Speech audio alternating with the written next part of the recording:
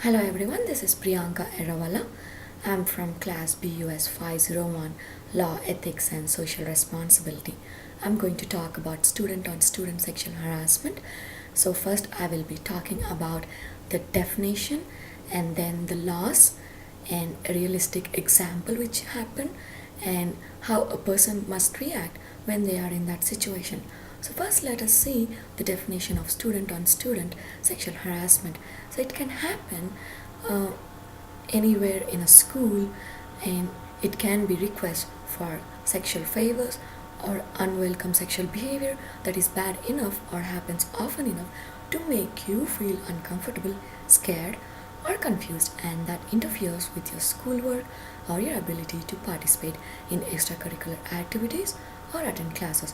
So this kind of harassment can be verbal, physical or visual. So verbal, it can be comments about your body or accusations or dirty jokes or stories. Physical can be touching or pinching in a very sexual way, and visual can be sending dirty pictures uh, to other person. And sexual harassment can happen to anyone. It can happen to a girl or a boy in a school. So next, let's see what kind of laws do we have regarding students on student sexual harassment. So we'll talk about three laws that are federal law, California state law and other state laws. The first law is federal law. Title 9 of the Education Amendments of 1972 is a law that prohibits sex discrimination in educational institutions, programs and activities that receive federal financial assistance. So this law applies to any academic, extracurricular research, occupational training and other education program from preschool to graduate school that receives or benefits from federal funding. So the entire institution falls under Title 9 even if only one program or activities receive federal funds. Some educational institutions are not covered by Title 9, but even if they do receive federal funding, such as certain organizations like religious, military training schools, and university fraternities and sororities. So Title 9 schools are required to have a distribute policies against sex discrimination, and these policies which must specifically address sexual harassment. So creating such a policy lets students, parents and even employees know that sexual harassment will not be tolerated. So schools are also required to adopt and publish grievance procedures for resolving complaints about sex discrimination and sexual harassment. So under Title 9, schools are also supposed to evaluate their current policies and practices to ensure that they are in compliance with the law. And lastly, schools are required to appoint at least one employee to be responsible for making sure that Title 9 is followed and enforced. So Title 9 requires schools to provide an effective means for promptly and appropriately responding to sexual harassment complaints. So this means that once a school has notice of possible sexual harassment of any of its students, the school must promptly investigate to determine what occurred and then take immediate and appropriate steps to stop that harassment and prevent it from happening again. So schools must also address the effects of harassment, which could mean providing services for victims of harassment or providing academic support services and arranging for a student to retake a course if the student's classroom performance suffered as a result of the harassment. So finally, it is illegal to intimidate, threaten a person who has exercised rights or taken action to enforce Title 9. So now next talk about California state law. The Sex Equity in Education Act in the California Education Code prohibits sex discrimination, including sexual harassment in any California academic, athletic, extracurricular research or financial aid program that receives state money. So the California Sex Equity in Education Act requires that state educational institutions have a written sexual harassment policy that is distributed to the students, faculty and parents. So this statement must include information on where to find the rules and procedures for reporting charges of sexual harassment and for pursuing available remedies.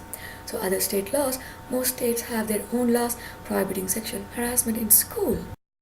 So many states have also in enacted anti-bullying laws, including anti-bullying laws that prohibit online harassment and bullying. So let us talk about an example which happened in real time. Well, we might all think that does it really happen even in a fifth grade school? But yes, it did really happen.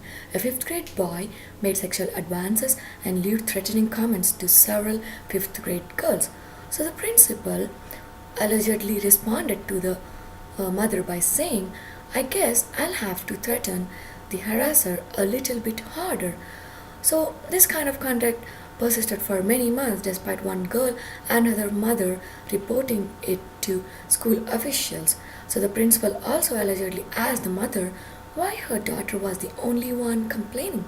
But the boy eventually pleaded guilty to sexual battery, but by this time the girl's grades has dropped and she also wrote a suicide note. So her parents had to sue the school under Title IX. So now let us see how we must react when we are in such kind of situation. So the course of action you take in response to an allegation of sexual harassment, bullying or dating violence must be scrutinized in litigation. So if the course of action you take is not only objectively reasonable but also professional and competent, it could protect the student or the victim from further harm. So and it might dissuade a party from pursuing legal action. So first, your staff must be informed to report these matters to your office when they are apprised of allegations. A teacher who fails to pass to along any credible allegation of serious student harm to you is not doing any favor. Second, the school is obliged to investigate. I advise that you contact your supervisor or the school lawyer for advice about how to proceed in an investigation.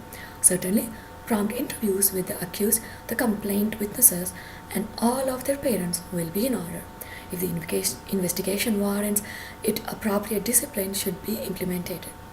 So there is very creative stay away agreement that is being used in Austin ISD, that is essentially a school version of a protective order 5.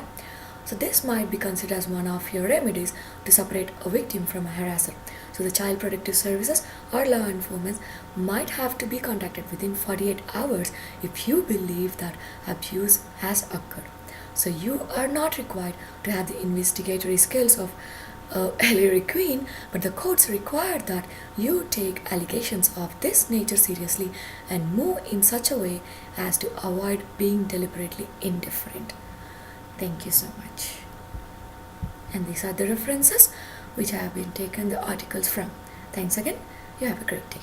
Thank you.